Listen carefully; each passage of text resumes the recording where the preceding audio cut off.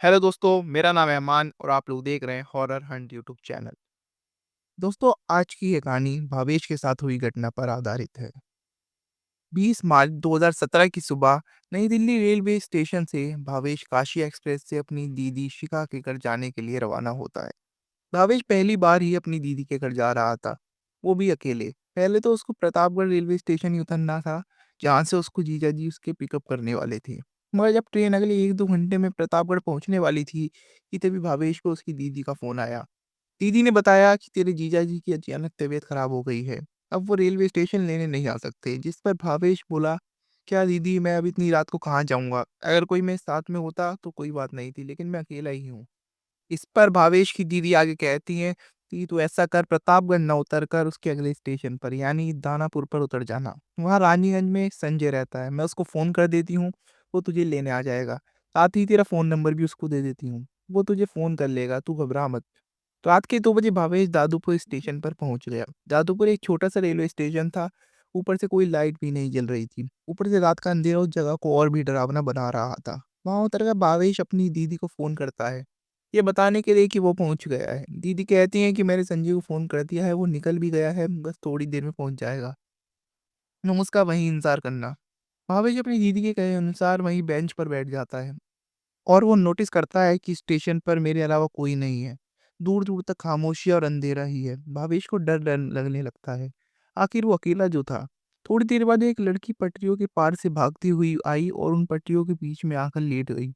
यह देखकर भावेश चौंक गया। भावेश उस लड़की को बचाने के जैसे ही बेंच से उठा, उसका पाँव पत्थर से टकरा जाता है, जिस वजह से वो वहीं गिर जाता है और जैसे ही वो उठता है तो वो देखता है कि उन पटरियों पर कोई भी नहीं है। वो लड़की अचानक से गायब हो गई थी। भावेश ने इसकी उम्मीद नहीं की थी। अब भावेश डर से काँपने लगा। भावेश फिर से बेंच पर उठकर जाकर बैठ जाता है। थोड़ी देर में भावेश को किसी की रोने की आवाज़ सुनाई देती है। जब भावेश अपने आस-पास देखता है तो उसे वही लड़की कुछ दूरी पर एक बेंच पर बैठी हुई दिखती है, जो कि रो रही थी। अब भावेश की धड़कनें तेज़ हो गई थी। वो समझ गया था कि वो मुसीबत में पड़ गया है।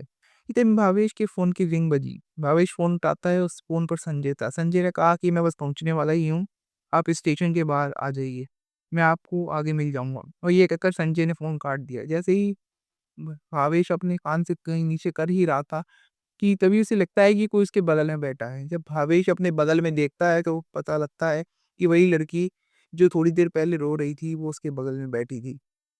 इतना सब होने के बावजूद उसको समझ नहीं आ रहा था कि वो करे तो क्या करे। उस लड़की ने अपना चेहरा भावेश की ओर करते हुए कहा, चल मेरे साथ। और फिर उसने भावेश का हाथ पकड़ लिया। इतने पीछे से एक आवाज़ आई, भावेश भैया आप हैं क्या? मैं संजय, शिखा दीदी ने भेजा है आपको लेने के लिए, आइए चलते हैं। भावेश संजय को बताना चाहता था कि वो मुसीबत में है, मगर संजय ना तो मुँह से कुछ बोल पा रहा था और ना ही उस बेंच से उठ पा रहा था।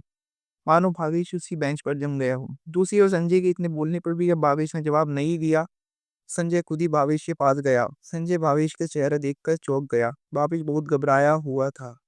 उसका चेहरा पीला और हाथ सूख गए थे। संजय भावेश के कंधे पर हाथ रखकर बोलता है, क्या हुआ संजय भैया? आप इतना घबराए हुए क्यों हैं? फिर जो भावेश के मुँह से आवाज़ निकलती है, भावेश चिल्लाते हुए बोलता है कि मुझे इस लड़की से बचा लो। संजय कहता है, कौन सी लड़की? मैंने कहा, आपके और मेरे अलावा कोई भी नहीं है।